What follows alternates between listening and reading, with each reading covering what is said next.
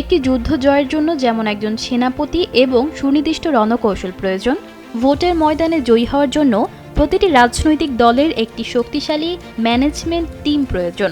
ঠিক সেই লক্ষ্যেই বিএনপি ৪১ সদস্যের একটি নতুন কমিটি গঠন করেছে, যারা মূলত দলের সেন্ট্রাল কমান্ড সেন্টার বা মস্তিষ্ক হিসেবে কাজ করবে। নজরুল ইসলাম খান এবং রুহুল কবির রিজভীর নেতৃত্বে ম্যানেজমেন্ট টিম সারা দেশে দলের প্রার্থীদের নির্দেশনা দেবে এবং নির্বাচনের সময় উদ্ভূত যে কোনো পরিস্থিতি সামাল দেবে। সারা দেশে ছড়িয়ে থাকা হাজার হাজার নেতাকর্মী এবং ৩০০ আসনের প্রার্থীদের জন্য এটিই হবে একমাত্র নির্দেশনাদাতা। যুদ্ধক্ষেত্রে বিচ্ছিন্ন সৈন্য যেমন অকেজো, এই কমিটি ছাড়া বিশাল জনবলও তেমনি লক্ষ্যহীন।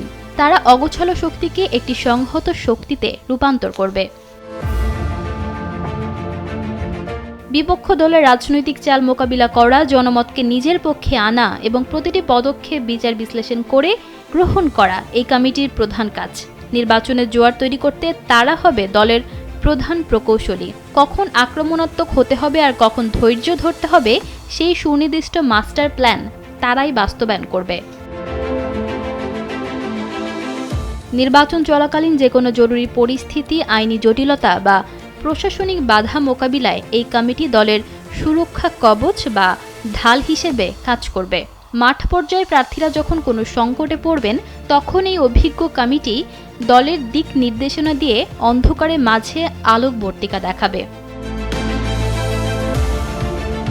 দলের ভেতরকার অভ্যন্তরীণ কৌতুল নিরসন করে সবাইকে এক সুতোয় গাঁথা এবং কেন্দ্রীয় সিদ্ধান্তের প্রতি সবাইকে অনুগত রাখা এই কমিটির অন্যতম কঠোর দায়িত্ব।